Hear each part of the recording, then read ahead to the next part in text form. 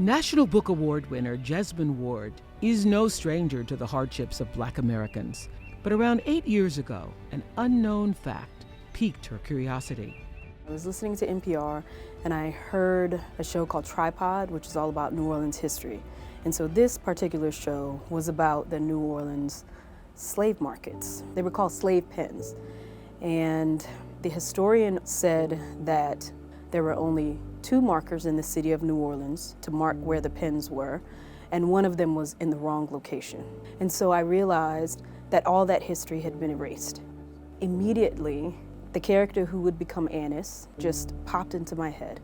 But around 8 years ago, an unknown fact piqued her curiosity. A lot of research was required to write this story because once I decided to write Annis' story, I realized I knew nothing about American chattel slavery. I hadn't taken a history class since high school. We may have gotten a paragraph on American chattel slavery, and that was it.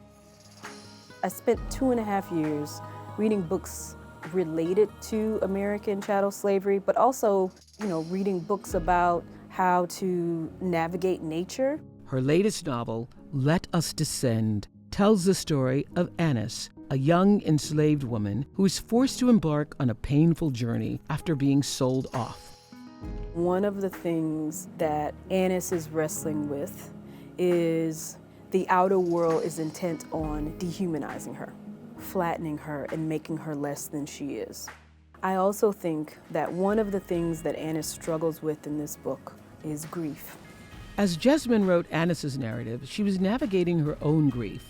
In January of 2020, as rumblings of the coronavirus started to reach the United States, her partner passed away from acute respiratory distress syndrome.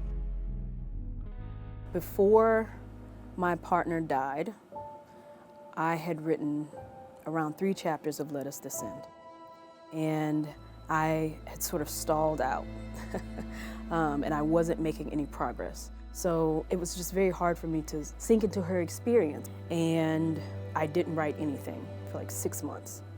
Then I heard this little voice. That's the last thing that he would want for you. It was like I was recommitting myself, to the work. And so then I went back into the book and I was able to understand her.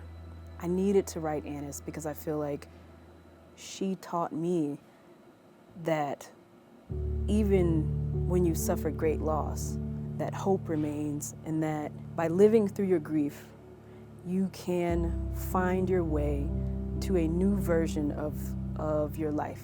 Let Us Descend is a reimagining of American slavery and a tale of resistance in the face of horrible cruelty. My hope is that it will resonate with generations to come.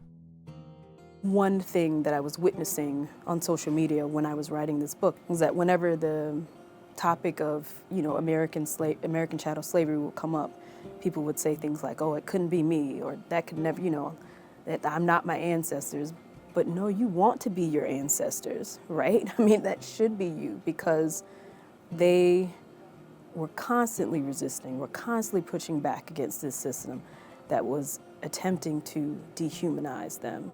This novel is a vital work for our culture and my offering to you as my 103rd book club selection.